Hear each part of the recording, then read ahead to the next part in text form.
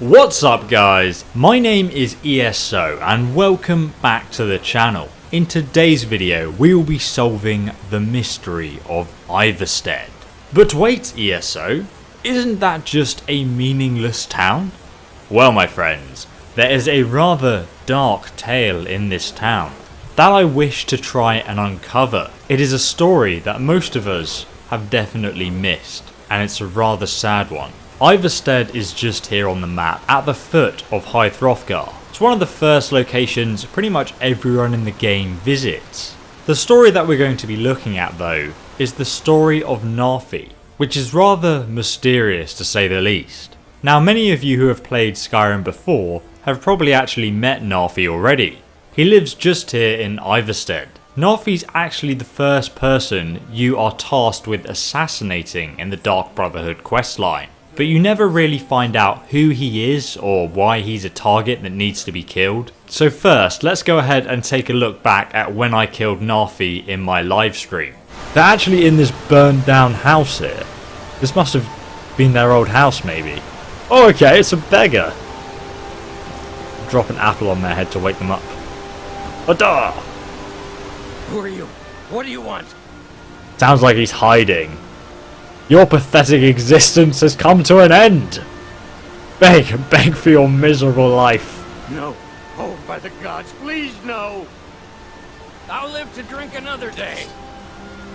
Okay, he's not even running. Run from me. I yield. I yield. What's he doing? He's trying to escape. Oh my god. I got 40 bounty for that. That's so annoying. As you can see, I am a terrible human being. But now I'm going to uncover the myth behind Narfi. Let's investigate. So returning on another character, we can actually talk to Narfi and figure out what's going on here. You can find his miserable excuse for a house just across the river from the main part of the town, literally at the foot of High Hrothgar. So let's just paddle across the river here, and then we can chat to Narfi.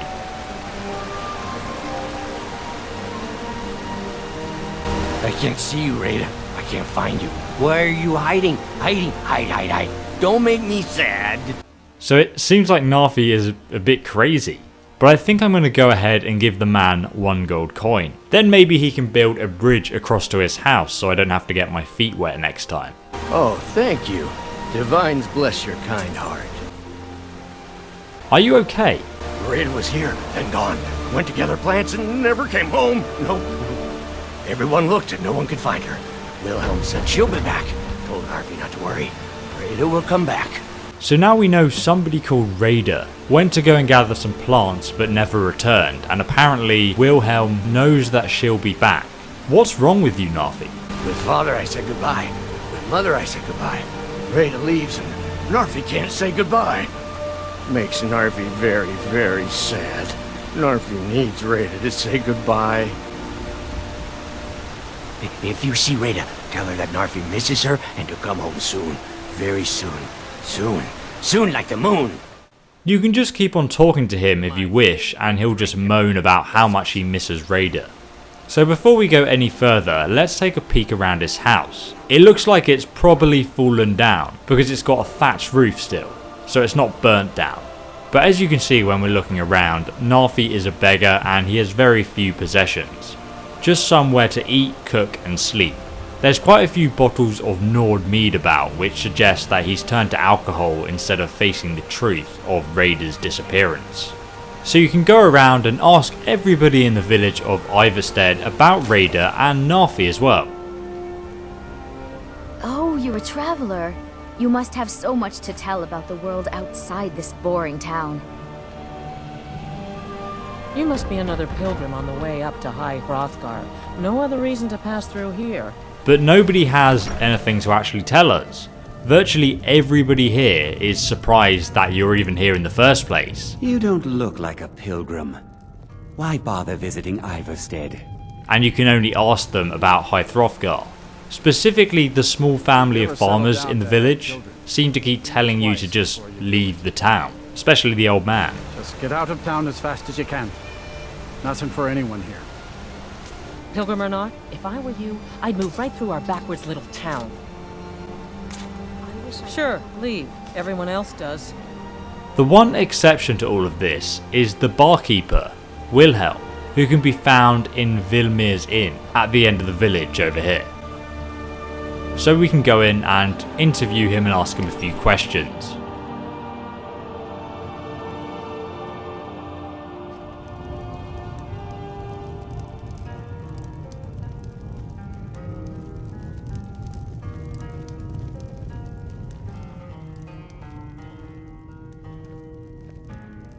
If I were you, I'd keep away from the barrow on the east side of town. It's haunted. We don't get many visitors through here, unless they're headed up to High Hrothgar, of course. So what's the story behind Narfi? He's harmless. He's been in a state ever since his sister Rada disappeared over a year ago. He just keeps to himself in what's left of his folks' farmhouse across the river. Yes, but you told Narfi that she's coming back. I just said that to make the poor guy feel better. I'm pretty sure she's dead. Rada would gather ingredients from the small island in the river east of here. Then one day, she just vanished. I tried to look for her, but she never turned up. We can ask him about the small island to the east to find out if there's actually anything dangerous on it as well. I've seen some sort of a cave entrance over there. Folks call it Geirman's Hall, but I don't know why. Probably best if you avoid it for now. It didn't seem to do Rada any good. Okay, so now we know Rada is Narfi's sister and Wilhelm assumes that she's dead. But he is the only person in the town to know anything about her. Let's exit the pub and head over to this island to the east then. The island really isn't that far away at all. It's a short swim from the village, so it's highly unlikely that Rada would have died on her way there.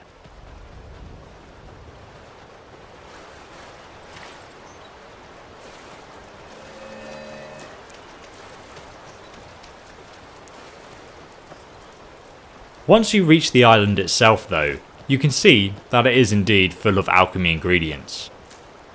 There are a variety of mushrooms, wild mountain flowers and a couple of ninroot, and even some butterflies. So Wilhelm was right about that at least. And also Narfi said that she always comes here to pick plants, and that's when she disappeared. So Wilhelm suggested that the cave on the island might be dangerous. But apart from that, I can't see anything here that would be a threat. If you go inside the cave though, there are just a few hundred mushrooms and a couple of harmless skeevers.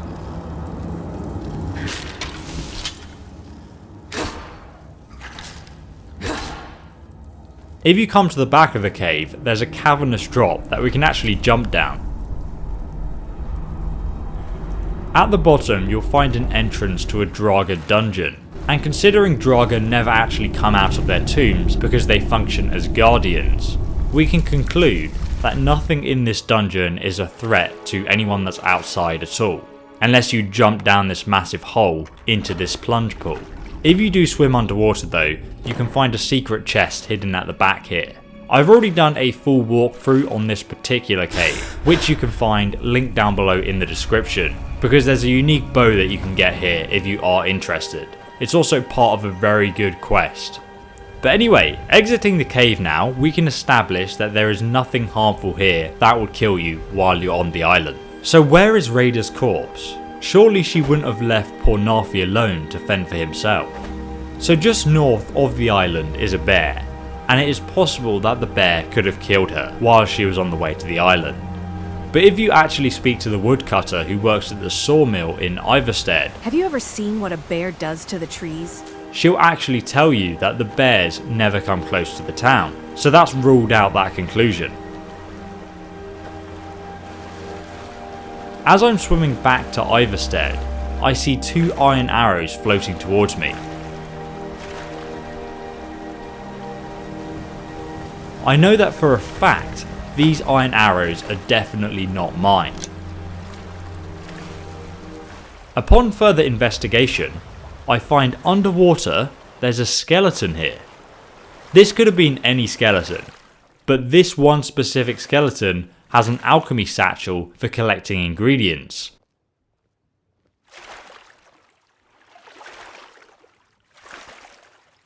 And within the satchel is Raida's necklace. So Raida did indeed die here, and this is her body. My first obvious thought was that she probably drowned, but that would mean that she drowned so close to Ivarstead that it wouldn't make sense. Somebody would have heard her. And also the current is flowing towards the island, so it just doesn't add up. That and that she could probably swim anyway, considering she used to make this trip to the island quite often. Earlier I mentioned the iron arrows. If you reload a previous save and then come back here straight away, you will see the same 2 iron arrows floating above her corpse in the river. And I also checked in the Skyrim creation kit just to make sure, and they're still there. This suggests that Raida was actually assassinated, whether by accident or not. There is more to this story. The quest journal suggests to give Raida's necklace back to Narfi, but instead I'm going to show it to Wilhelm and just see how he reacts. Heading back to the old pub, we now have the option to present the necklace to Wilhelm.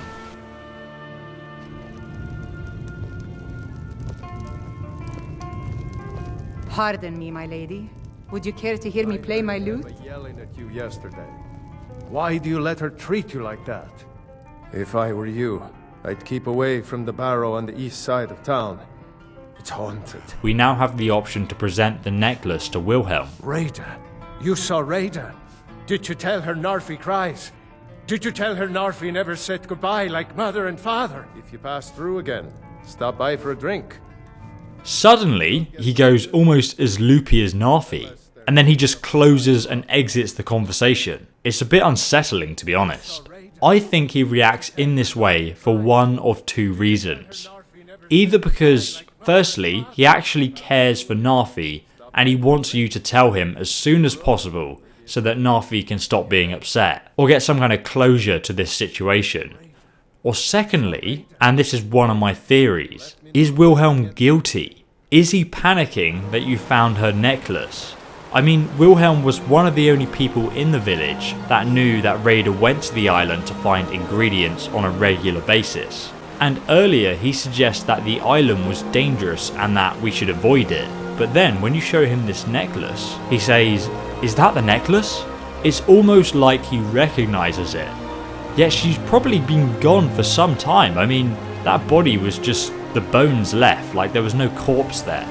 This can be read as incriminating, but as for the iron arrows, Wilhelm does have a lot of freshly killed birds around the inn, more than most inns around Skyrim, so this suggests to me that Wilhelm likes to do a little bit of hunting now and again. There are no other hunters around the village, and all the villagers say that they never get any visitors, apart from those visiting the mountain. That said, I did not find a bow anywhere in the village. Also, there's the fact that Wilhelm has no motive to actually kill Raida that I'm aware of. Right, so now let's go and return the necklace to Narfi and just see what he has to say about it.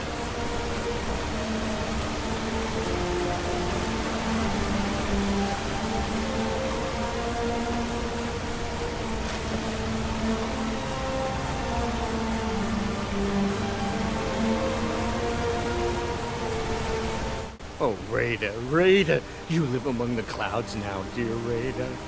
I found Raida's necklace. Raida! You saw Raida? Did you tell her Narfi cries? Did you tell her Narfi never said goodbye like mother and father? You will then have the option to tell Narfi the truth or not. So if you say, "Sorry Narfi, she's dead." Oh no! No, no, no! Narfi never got to say goodbye! Now Narfi's all alone. At least Narfi has Raida's necklace. Reminds Narfi of his sister. Thank you for giving this to Narfi. He gets very upset, and he says that he'll wait for her, and he cannot sleep. Narfi's sad now. Still wait for Raida. No more sleep. No, no, no. Narfi's sad now. Still wait for Raida. No more sleep. No, no, no. It's probably one of the sadder endings to the quest, but he'll also give you lots of random rare alchemy ingredients as a reward. Or if you say, "She said she'll be back home soon." You've made Narfi so happy. Narfi now waits for his sister until she comes home. At least Narfi has Rada's necklace. Reminds Narfi of his sister. Thank you for giving this to Narfi. He'll be a lot happier, and he'll say that maybe he can sleep all night. He will also give you lots of random rare alchemy ingredients again as a reward. Narfi's happy now. Maybe Narfi can sleep. Sleep all night. Sleep, sleep, sleep. My second theory is that Narfi is in fact a werewolf. Think about it for a moment. Narfi is always going on about how he cannot sleep properly. This is a trait you get from being a werewolf. Also, in his earlier dialogue, he mentions the moon, and he associates that with the excitement of finding Rada again. If you see Rada, tell her that Narfi misses her and to come home soon. Very soon. Soon. Soon like the moon. It's known that often, during a werewolf's transformation, they no longer know friend from foe. It may be that Narfi killed Rada during the full moon, perhaps after she returned back from a late night of picking alchemy ingredients, so everyone else thought she was still out getting ingredients. But she came back home to Narfi while he was a werewolf and she was just killed. This may also explain why their house is wrecked. Narfi also mentions in his dialogue that Rada is in the clouds. Oh, Rada, Rada. You live among the clouds now, dear Rada. Perhaps indicating that he knows she's actually dead. Rada's body was found closer to the village than the island. Considering there is no actual real threat on the island itself, and the current is flowing towards the island and not away, there's no real chance of that body floating back towards the village. It looks like there's a real chance that Narfi may have just dumped the body and planted the arrows there instead of risking being discovered. Then Narfi was so upset by the fact that he killed her, he was reduced to this mental state. I mean, the guy is also an alcoholic as well, so there are quite a few signs here to him being stricken with grief. If you actually kill Narfi and you take a look on his corpse, he's just got some wine and a few lockpicks and an iron dagger. There's nothing here that really leads us to believe he's guilty apart from the iron dagger. But if you actually attack Narfi, he'll just run away. He won't fight you. The last question though is who took out a contract on Narfi for the Dark Brotherhood to assassinate him? Was it Wilhelm as an act of kindness to put Narfi out of his misery? Or perhaps Wilhelm or one of the other villagers had suspicions that Narfi was a werewolf? Rather interestingly, when you do come to assassinate Narfi, you can actually say to him, "Your pathetic existence has come to an end, Narfi." And then he'll just run away, not defend himself, and you can kill him. Or was it Narfi who did the Black Sacrament himself in order to stop himself from killing any more innocents? He wanted to be killed. We know that most of the targets are evil in some way though, or have done something wrong, and Narfi is the exception to this, unless it was him who killed Rada.